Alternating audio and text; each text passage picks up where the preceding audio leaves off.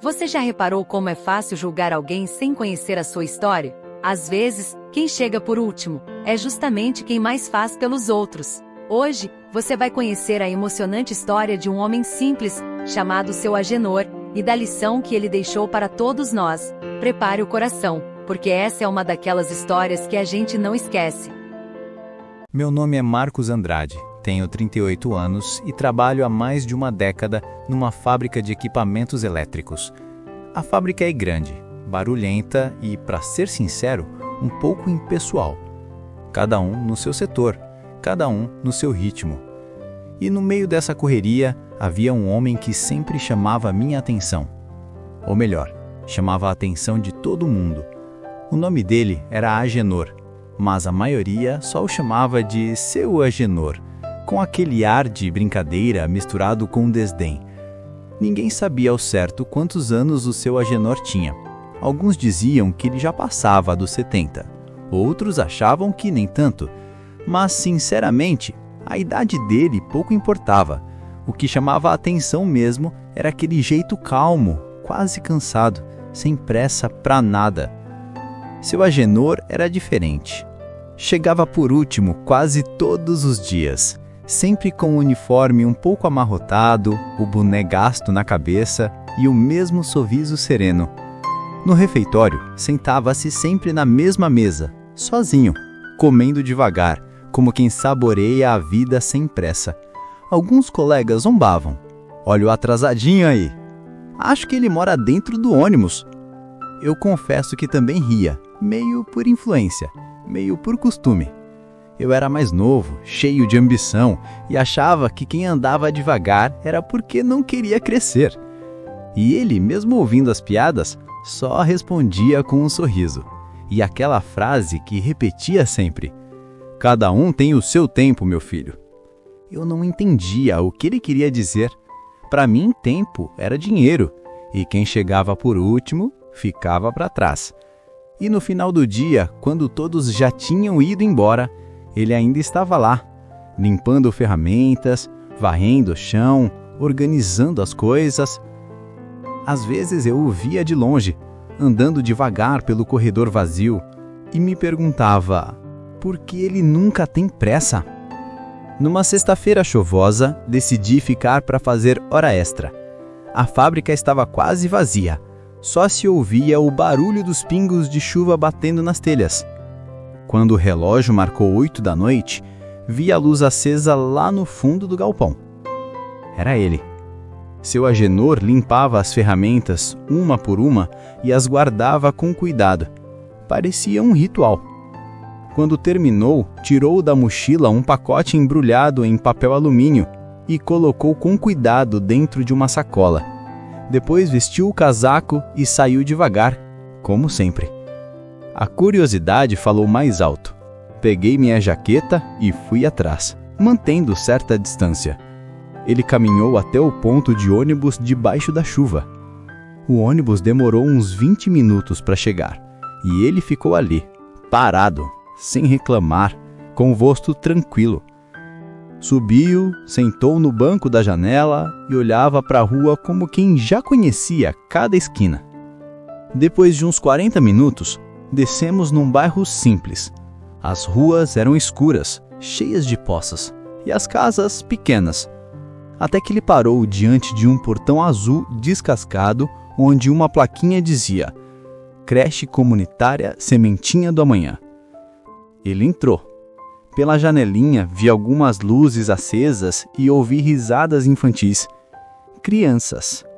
E lá estava ele, tirando o pacote da sacola e entregando para uma senhora de avental. Ela o abraçou e logo depois começou a brincar com as crianças. Aquele homem que passava o dia inteiro trabalhando, agora estava ali, varrendo o chão de uma creche, ajeitando brinquedos, ajudando as crianças a jantarem.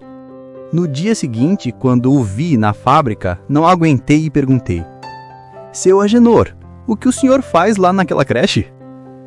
Ele deu um sorriso calmo e respondeu: "Ah, rapaz, depois do expediente eu passo lá para ajudar. A dona da creche é viúva e às vezes falta gente. Eu fico com as crianças, Conto história, ajeito as coisas e o que sobra do refeitório eu levo. É pouco, mas ajuda a encher as barriguinhas. Ele falou como se fosse a coisa mais natural do mundo. Eu fiquei em silêncio, sem saber o que dizer. Aquele homem que todo mundo chamava de lento era o que mais trabalhava, só que o trabalho dele não terminava quando o expediente acabava. Passei o resto do dia pensando naquilo.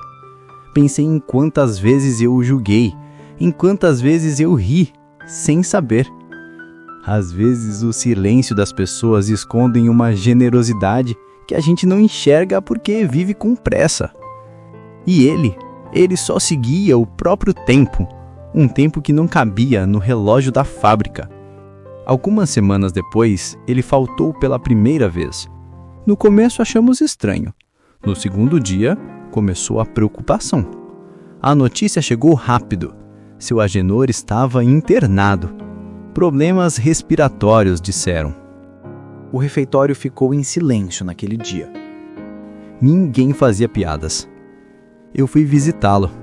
Ele estava deitado, pálido, mas com o mesmo sorriso de sempre. Tô bem, rapaz. Só cansado. O corpo pede pausa, né? E antes que eu dissesse qualquer coisa, ele completou. Mas as crianças, elas precisam continuar. Se eu não puder, você ajuda, né? Eu prometi que sim. No final de semana seguinte, fui à creche pela primeira vez. A dona me recebeu com um abraço e os olhos marejados. Disse que seu Agenor era como um anjo para elas. As paredes precisavam de pintura, o telhado vazava, os colchões estavam gastos. Eu tirei uma foto, voltei para a fábrica e mostrei para todos. Naquela semana, algo mudou. Aqueles que riam dele começaram a se unir. Fizemos uma vaquinha, compramos tinta, consertamos o telhado, trocamos colchões.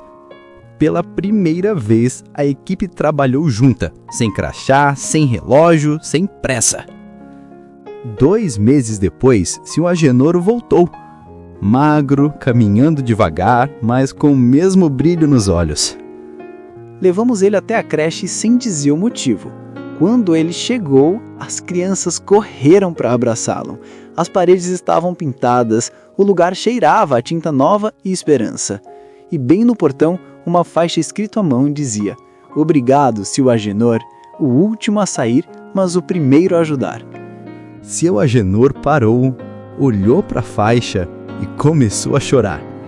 Chorou como quem carrega um mundo de amor guardado. E entre as lágrimas disse baixinho: "Nunca quis ser o primeiro em nada. Só não queria deixar ninguém para trás." Hoje, toda vez que o relógio da fábrica marca o fim do expediente, eu me lembro dele. Do homem que sempre chegava por último, mas que no fundo estava sempre um passo à frente de todos nós. Porque ele entendia algo que a maioria esquece: que o tempo mais importante é o que a gente dedica aos outros. Quantas vezes a gente julga sem conhecer? A pressa faz a gente olhar só o relógio, mas nunca o coração do outro. Seu Agenor nos ensina que o valor de uma pessoa não está na velocidade, mas no amor que ela coloca em cada passo. E talvez, o verdadeiro vencedor não seja quem chega primeiro, mas quem tem coragem de caminhar com os outros até o fim.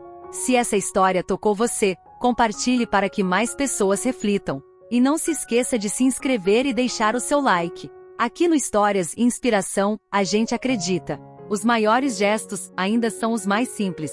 Até a próxima!